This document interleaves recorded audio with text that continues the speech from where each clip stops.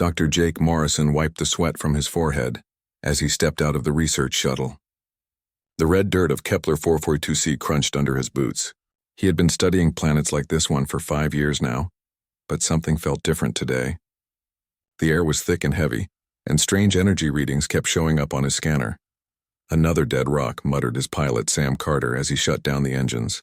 "Why do we always get sent to the boring ones?" Jake smiled and picked up his equipment bag. "Every planet tells a story, Sam. We just have to know how to listen." The planet looked empty and lifeless. Red mountains stretched far into the distance under a pale orange sky. 2 small suns hung overhead, casting weird shadows everywhere. Jake's job was to look for signs of life, past or present. Most of the time, he found nothing but rocks and dust. He had been walking for about an hour when his scanner started beeping wildly. The readings made no sense. There were traces of unknown metals and energy signatures he had never seen before. Jake followed the signal over a rocky hill and stopped dead in his tracks. In the valley below lay the wreckage of a ship. But this was no human vessel. The metal was a strange blue-silver color that seemed to shift and change as he looked at it. The ship was broken in half, with pieces scattered across the red ground. Steam or smoke was still rising from some of the parts. Jake's heart raced. In all his years of exploring, he had never found anything like this. Proof that other intelligent life existed in the universe. He activated his communicator to call the ship, but only static came through. The planet's magnetic field was blocking the signal. He approached the wreck carefully. His radiation detector was clicking steadily, but the levels were not dangerous yet. As he got closer, he could see that the ship's design was completely alien. There were no sharp angles or straight lines. Everything curved and flowed like it had been grown rather than built. A sound made him freeze. It was weak, but definitely not natural. Something was moving inside the wreck. Jake climbed carefully through a hole in the ship's side. The interior was dark and filled with a strange sweet smell. His flashlight revealed corridors that were too tall and too narrow for humans. Everything was covered in symbols that looked like musical notes mixed with flower petals. The sound came again. Jake followed it deeper into the ship. In what might have been the main cabin, he found them. 2 beings lay on the floor. They were clearly not human, but they were also clearly alive. The larger one was about the size of a human adult, but thinner and more delicate. Her skin was pale blue and seemed to glow faintly. She had long limbs and a face that was beautiful in an alien way. Her breathing was shallow and irregular. The smaller being was obviously a child. She was tiny, maybe the size of a 6-year-old human. Her skin was the same pale blue but brighter. Her eyes were closed and she was barely breathing at all. Jake knelt beside them and pulled out his medical scanner. The readings were confusing because he had never scanned alien biology before, but one thing was clear. Both beings were dying. The child was in much worse shape than the adult. His scanner estimated she had less than an hour to live. Jake's mind raced. He was a scientist, not a doctor, but he knew basic emergency medicine. The question was whether anything he knew about human biology would apply to these aliens. He noticed burns on their skin that looked like radiation damage. His detector was clicking faster now. The ship's damaged reactor or power source was flooding the area with deadly radiation. That was what was killing them. Jake made a quick decision. He could not move them far in their condition, but he had to get them away from the radiation source. He found some intact panels from the ship that he could use as a stretcher. Working quickly, he dragged both beings out of the wreck and up the hill to a cave he had noticed earlier. The cave was deep enough to provide shelter, and far enough from the ship to reduce the radiation exposure. Jake set up his emergency camp and got to work. From his medical kit, he pulled out broad-spectrum antibiotics and pain medication. He had no idea if they would work on alien biology, but he had to try something. He also had radiation medication that humans used in emergencies. He gave both beings small doses and hoped for the best. The child was still barely breathing. Jake noticed that her chest rose and fell differently than a human's would. He counted the rhythm and realized she was breathing much faster than seemed normal. Maybe that was normal for her species, or maybe it meant she was in serious trouble. He set up a shelter using his emergency blanket and some rocks. Then he used his water purification tablets to clean water from his canteen. He managed to get some drops into the child's mouth. She swallowed reflexively, which he took as a good sign. The adult being stirred occasionally but never fully woke up. Jake did what he could for her wounds and made sure she was warm and protected. As the hours passed, Jake began to see small improvements. The child's breathing became a little stronger. Her skin, which had been getting paler, started to show more of its natural blue color. The adult's breathing also steadied. Jake stayed awake all night, monitoring both patients and adjusting their position to keep them comfortable. He shared his food rations, dripping water and liquid nutrients into their mouths whenever they seemed able to swallow. By morning, both aliens were still alive. The child even opened her eyes briefly and looked at Jake with an expression that seemed curious rather than afraid. Her eyes were large and silver, like mirrors that reflected the cave's dim light. Jake activated his emergency beacon, hoping the signal would eventually reach his ship. But for now, he was on his own with two alien beings whose lives depended entirely on his care. He looked down at the child, who was now sleeping peacefully, and made a silent promise.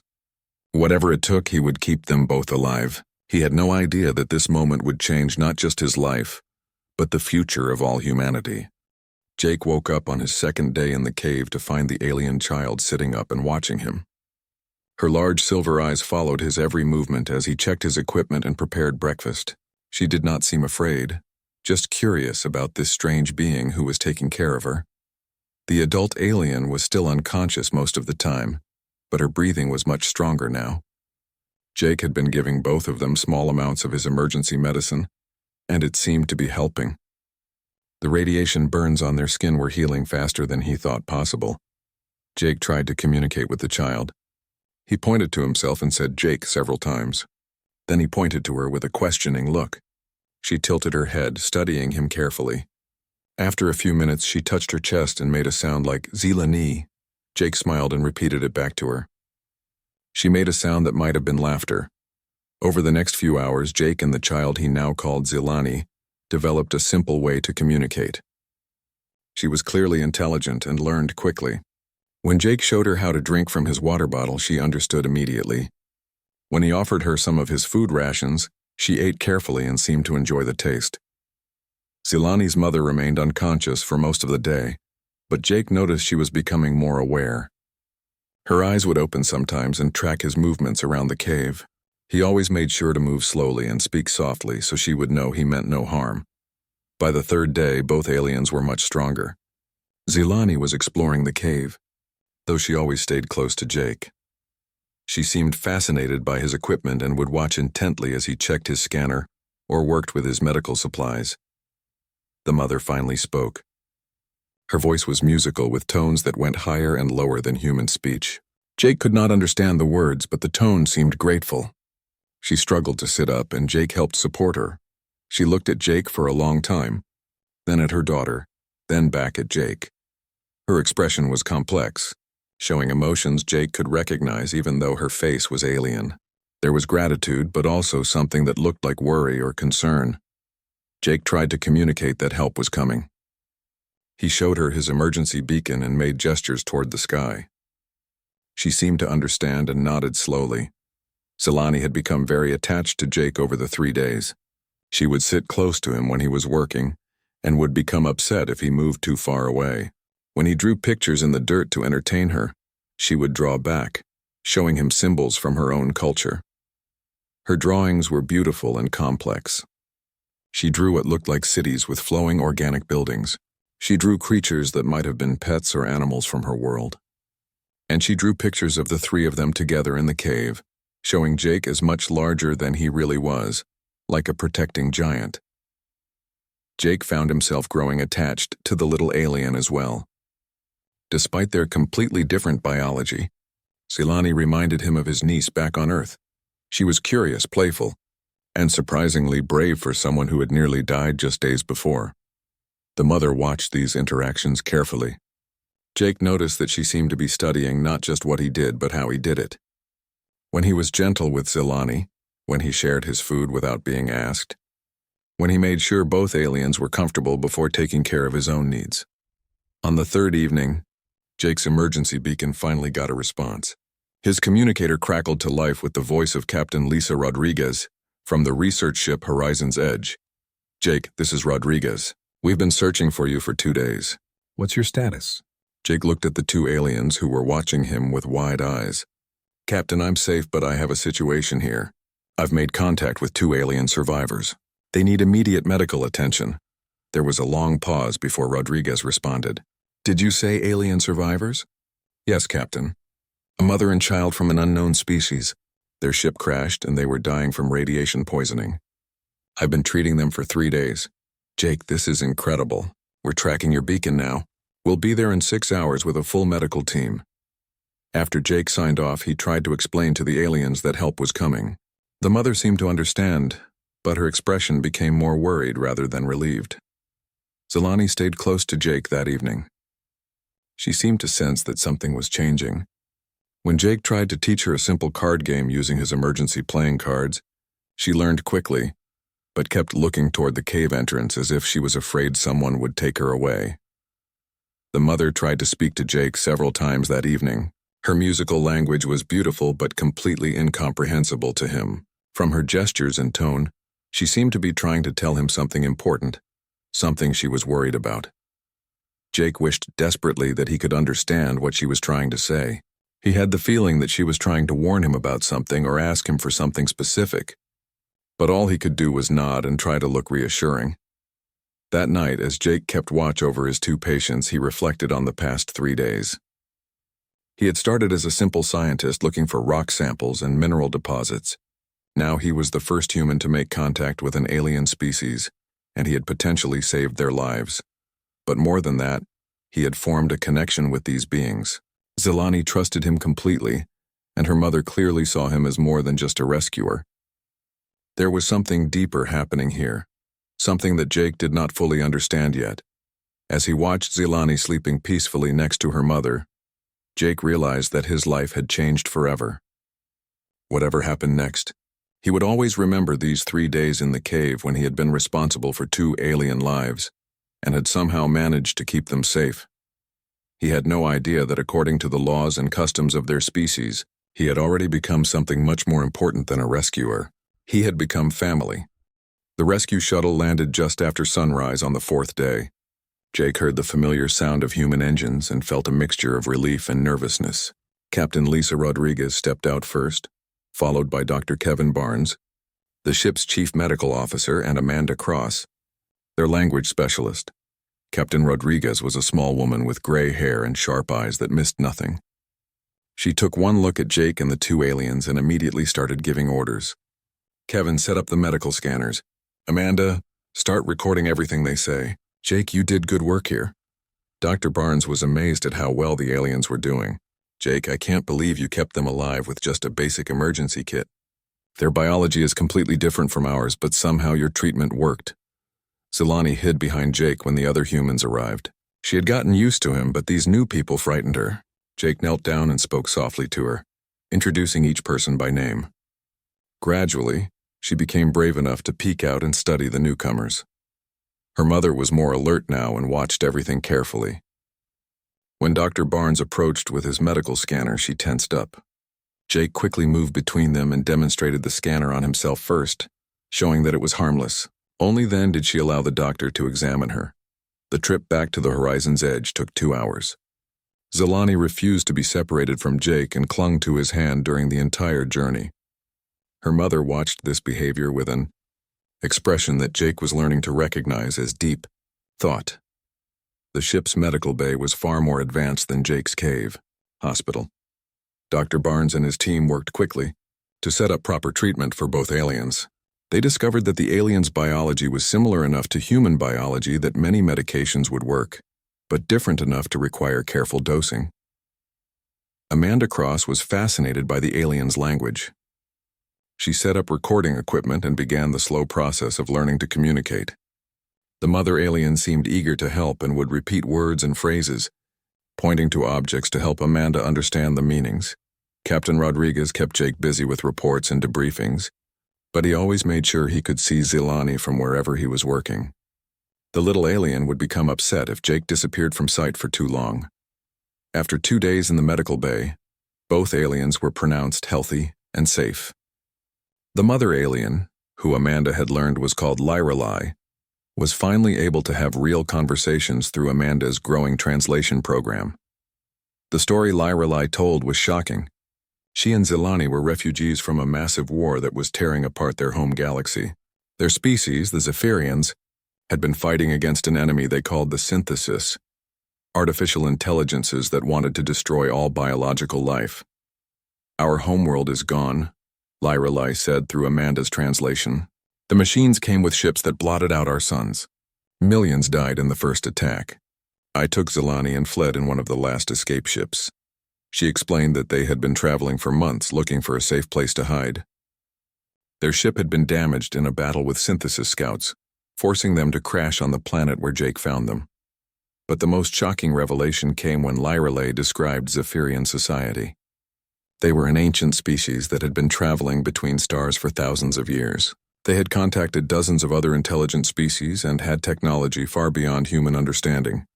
"We have rules about primitive species," Lyrelai explained, looking directly at Jake. "We do not interfere with cultures that have not yet learned to travel between stars properly. We watch, but we do not make contact." Amanda paused in her translation, looking confused. "She's saying that by their laws she should never have allowed you to help them. Contact with humans is forbidden." Jake felt a chill. "What does that mean for them now?" Lyrelai continued speaking, and Amanda's face grew more troubled as she translated. "She says that accepting help from a primitive species brings great shame. Most Zephyrians would rather die than break this law." Captain Rodriguez leaned forward. "But she did accept help. Why?" Lyrelai looked at Zilani, who was playing with a toy that Jake had made for her from spare parts. "Because she was dying, and because she saw something in Jake that made her trust him." Over the following days, as Amanda's translation skills improved, they learned more about Zephyrian culture and technology. Lyrelai described cities that floated in space, ships that could travel faster than light without using the crude fusion drives humans relied on, and medical technology that could heal almost any injury. She also explained more about the war with the Synthesis. The artificial intelligences had been created by another species centuries ago, but had turned against their creators. Now they were spreading across the galaxy, destroying every biological civilization they encountered. "The machines do not understand life," Lyrelai said. "They see biological beings as inefficient and chaotic. They believe the universe would be better without us." Jake asked the obvious question. "Why don't all the biological species work together to fight them?" Lyrelai's expression became sad. "Pride, fear, old grudges. Each species thinks it can handle the threat alone. The Synthesis uses this against us, picking us off one by one."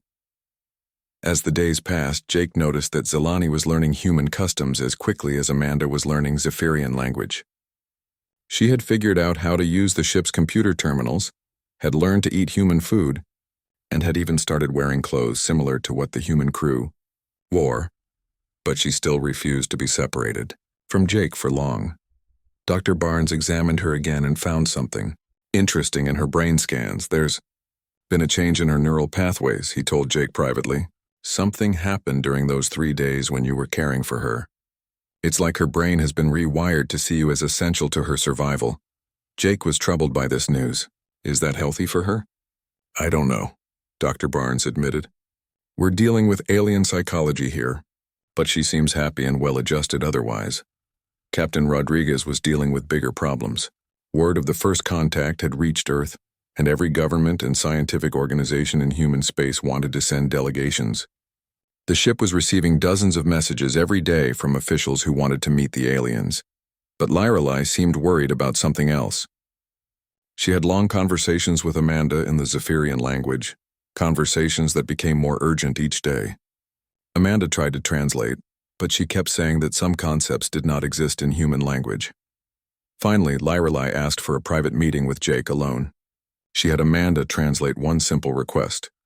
"She wants to tell you something important about Zephyrian law and what it means that you saved Zilani's life. She says you need to understand before the human authorities get involved." Jake agreed to the meeting, curious but not yet understanding that Lyrelai was about to reveal something that would change his life forever. Jake sat across from Lyrelai in the small conference room, while Amanda operated the translation equipment. Zilani was playing in the next room where Jake could see her through the window, but she could not hear their conversation. Lyrelai spoke for several minutes in her musical language while Amanda worked to translate. Finally, Amanda looked up with a strange expression. Jake, she's trying to explain something about Zephyrian culture that's very difficult to translate. She says that when you saved Zilani's life, you created something called a life bond. Jake waited for more explanation, but Amanda seemed to be struggling with the concept. What exactly is a life bond? Jake asked. Lyrelai spoke again, gesturing toward Zilani. Amanda listened carefully and then tried to explain. In Zephyrian culture, when someone saves a child's life, that person becomes responsible for the child until they reach adulthood. It's not just a debt of gratitude.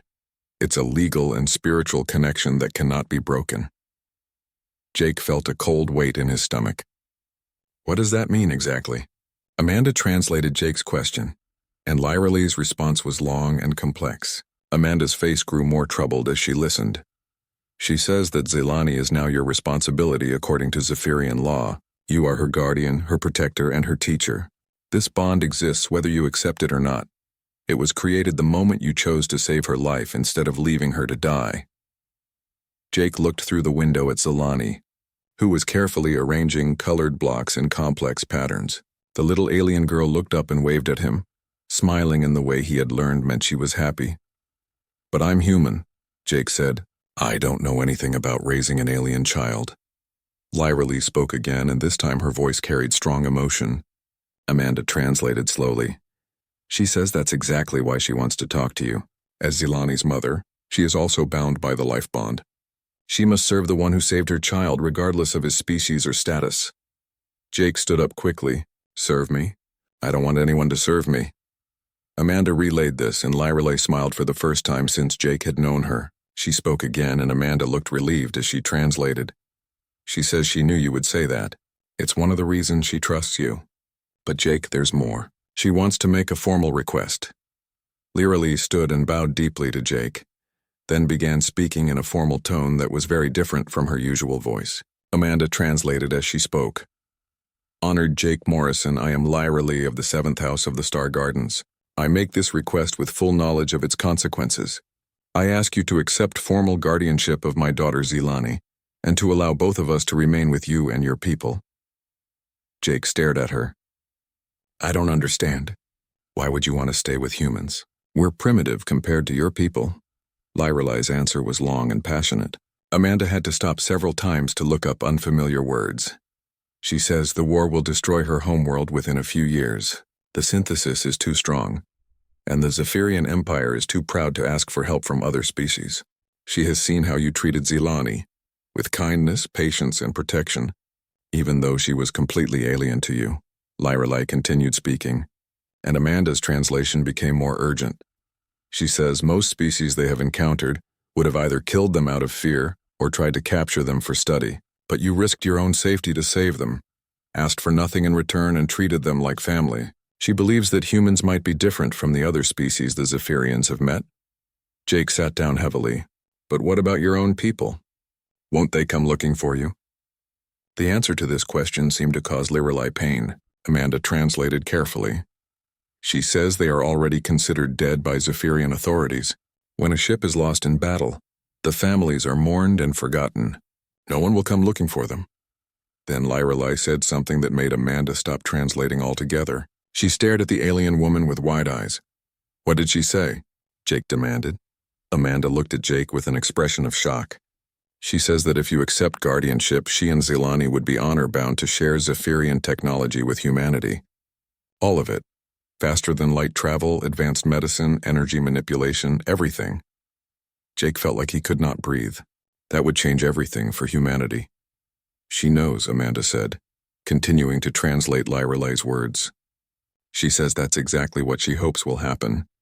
She believes humans have something her people lost long ago, the ability to work together with other species instead of looking down on them. Lyrelai spoke again, pointing toward the window where Zilani was still playing. She says that Zilani has already bonded with you more strongly than with anyone in her own species. Look at how happy she is, how quickly she learned human customs. She says Zilani could grow up to be a bridge between humans and Zephyrians, but only if you accept the responsibility. Jake looked at Zilani again. The little girl had built something that looked like a model of the ship they were on, complete with tiny figures that seemed to represent the crew. She had made one figure much larger than the others and placed it protectively around the smaller figures. "There's something else," Amanda said, translating more of Lyralay's words. "She says the life bond works both ways. If you accept guardianship, you would gain certain rights in Zephyrian culture. You would be considered part of their family, with all the protections and privileges that includes." Jake turned back to Lyralay. "What if I say no? What happens to you and Zelani?" The answer was simple and heartbreaking. Amanda translated it in a quiet voice. "She says they would respect your decision and ask to be taken to the nearest inhabited system where they could try to find passage to neutral territory. But she admits that without protection, they would probably not survive long." Lyralee stood and bowed again, then spoke one final time. Amanda translated with tears in her eyes. "She says she knows this is an enormous burden to place on you. She knows you did not expect any of this when you saved Zelani's life, but she asks you to consider that sometimes the most important choices we make are the ones we never planned for." Jake sat in silence for a long time, watching Zelani play. The little alien girl looked up at him again and made a gesture he had learned meant, "Come play with me." She had no idea that her entire future depended on the decision he was about to make. He thought about his quiet life as a scientist, his small apartment on Earth, his simple routine of exploration and research. All of that would be gone if he said yes. But he also thought about Zelani's trust, Lyralay's courage, and the possibility that this moment could change the future for all of humanity. "I need time to think," Jake said finally. Lyralay nodded and spoke briefly. Amanda translated. "She says she understands and she will wait for your answer." Jake spent 3 sleepless days thinking about Lyralay's request. He talked to Captain Rodriguez, who assured him that whatever he decided would be supported by the crew. He consulted with Dr. Barnes about the challenges of caring for an alien child. He even sent encrypted messages to Earth, asking for advice from child psychologists and xenobiologists. Dr. Patricia White, a child psychologist who specialized in adoption cases, spoke to Jake through a video call from Earth. After hearing the situation, she gave him simple advice. "Jake, forget about the politics and the technology for a moment. Focus on the child. Do you want to be her father? Because that's what this really is. A decision about becoming a parent." Jake watched Zelani during those 3 days, paying attention to how she behaved and how he felt about her. She had learned to play simple games with the human crew members, but she always looked for Jake's approval before trying anything new. She had started copying his habits, the way he organized his tools, the way he drank his coffee, even the way he walked. More importantly, Jake realized he had started thinking like a parent. When Zelani got too close to dangerous equipment, he felt protective. When she learned something new, he felt proud. When she seemed sad or confused, he wanted to comfort her. On the 3rd evening, Jake made his decision. He called a meeting with Captain Rodriguez, Lyralay, Amanda, and Dr. Barnes. Zelani sat next to Jake, playing with a puzzle he had made for her from spare computer parts. "I've made my choice," Jake announced. "I accept guardianship of Zelani, and I welcome both her and Lyralay into my family." Lyralay's face showed an expression that Jake had learned meant great relief and joy. She spoke rapidly to Amanda, who smiled as she translated. "She says she knew you would make the right choice. She says she could see it in your heart from the first day in the cave." Captain Rodriguez leaned forward. "Jake, you understand what this means for humanity? This could change our entire future as a species." "I know," Jake said. "But right now I'm more concerned about what it means for Zelani. She's been through enough trauma. She needs stability and love, not politics." Dr. Barnes had practical questions. "What about schooling? Medical care? Legal status?" "We'll figure it out as we go," Jake said. "Plenty of human families have to adapt to unusual circumstances. We'll adapt to this one." Zelani looked up from her puzzle at the sound of her name being repeated. Jake knelt down and spoke to her directly, using the simple words Amanda had taught him in her language. "Zelani, would you like to come live with me? Would you like me to be your—" He paused, not knowing the Zephyrian word for father or guardian. Amanda helped with the translation. Zelani's eyes grew wide and she launched herself at Jake, wrapping her thin arms around his neck. She spoke rapidly in her musical language, and Amanda translated with a smile. "She says yes, yes, yes, and she wants to know if this means she can call you Papa." Jake felt tears in his eyes as he hugged the little alien girl. Tell her she can call me whatever she wants. The formal adoption process took several weeks as lawyers on Earth worked out the legal complications of a human adopting an alien child. During that time, Lyrelai began working with human scientists, sharing basic Zephyrian technology and helping them understand advanced concepts. The first breakthrough came in medicine. Lyrelai showed human doctors how to create treatments that worked on a cellular level, healing injuries and diseases that had been considered incurable. The second breakthrough was in energy production, clean, unlimited power that could revolutionize human civilization. But Lyrelai was careful to share knowledge gradually. Your people are not ready for everything at once, she explained through Amanda. Too much too fast would cause chaos. We will teach you step by step as you prove you can use each gift wisely. Meanwhile, Zilani was adapting to human life with remarkable speed. She learned English from Amanda and started attending special classes designed just for her. Human children from the crew's families were fascinated by her and quickly accepted her as just another kid who happened to look different. Jake marveled at how easily children adapted compared to adults. While scientists and politicians on Earth were having heated debates about the implications of alien contact, the children on the ship were teaching Zilani hopscotch and trading snacks with her at lunch. 6 months later, Jake, Lyrelai, and Zilani returned to Earth as the first official interstellar family. The media attention was overwhelming, but Jake had learned to focus on what really mattered, making sure Zilani felt safe and loved. They moved into a house in a quiet suburb where Zilani could attend a special school program designed for her unique needs. She made friends quickly, learned to ride a bicycle, and developed a passion for drawing that amazed her teachers. Lyrelai continued her work with human scientists while adapting to her new role. She learned to cook human food, helped Zilani with homework, and gradually became more like a grandmother than a servant. The formal bonds of Zephyrian culture had evolved into something warmer and more natural, a family that happened to include 2 species.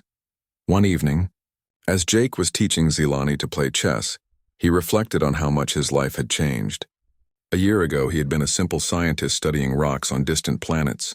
Now he was a father to an alien child and humanity's primary contact with an advanced species. Papa Jake, Zilani said, using the name she had chosen for him. Are you happy we came to live with you? Jake looked at her serious face and smiled. Zilani, you and your mother are the best thing that ever happened to me. She grinned and moved her queen to checkmate his king. Good, because I win again. From the kitchen came the sound of Lyrelai laughing at something she was watching on television, a human comedy show she had become addicted to. Through the window, Jake could see the lights of the first human starships equipped with Zephyrian-enhanced engines, preparing for missions that would take humanity to distant stars. But none of that seemed as important as this moment, sitting in his living room, playing chess with his daughter while her grandmother laughed at silly jokes in the next room. Jake had set out to explore strange new worlds and had ended up discovering something even more valuable, that love and family could exist between any species, and that sometimes the smallest acts of kindness could change the course of history. As Zilani reset the chessboard for another game, Jake realized that his real adventure was just beginning, not as a scientist or an explorer, but as a father helping to raise the first generation of children who would grow up knowing that the universe was full of friends they had not met yet.